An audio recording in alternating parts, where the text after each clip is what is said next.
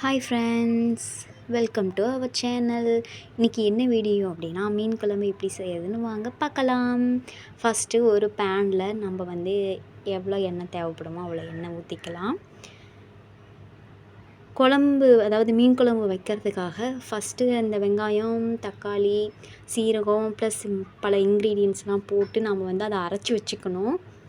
அதனால் நான் எண்ணெய் ஊற்றி வச்சுருக்கேன்.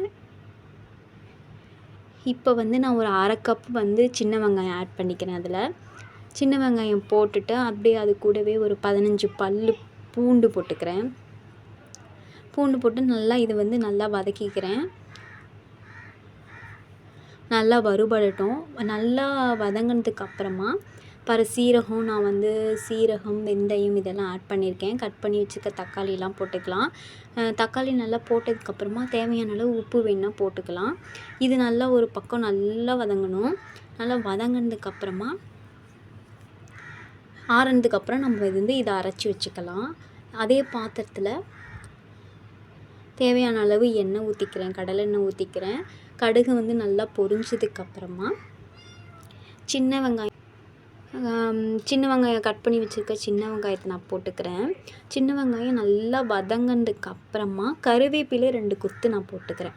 கருவேப்பிலை போட்டு நல்லா அதை எண்ணெய் நல்லா வறுபட்டதுக்கப்புறமா நம்ம ஃபஸ்ட்டு தக்காளி அரைச்சி வச்சுருக்கோம் இல்லையா, அதை நம்ம இதில் போட்டு நல்லா இதையும் நல்லா வதக்கிக்கலாம்.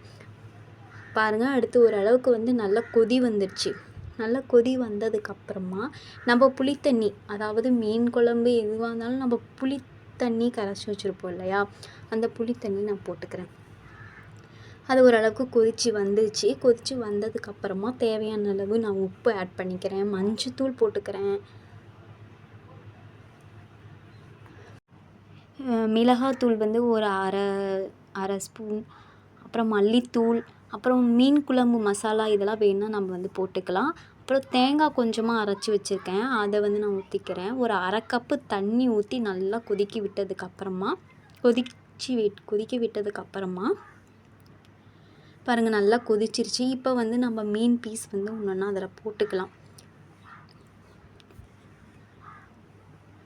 இந்த முறையில் பண்ணி பாருங்கள். எந்த குழம்பு, மீன் குழம்பு எதாக இருந்தாலும் கொஞ்சம் நல்லா டேஸ்ட் கொடுக்கும்.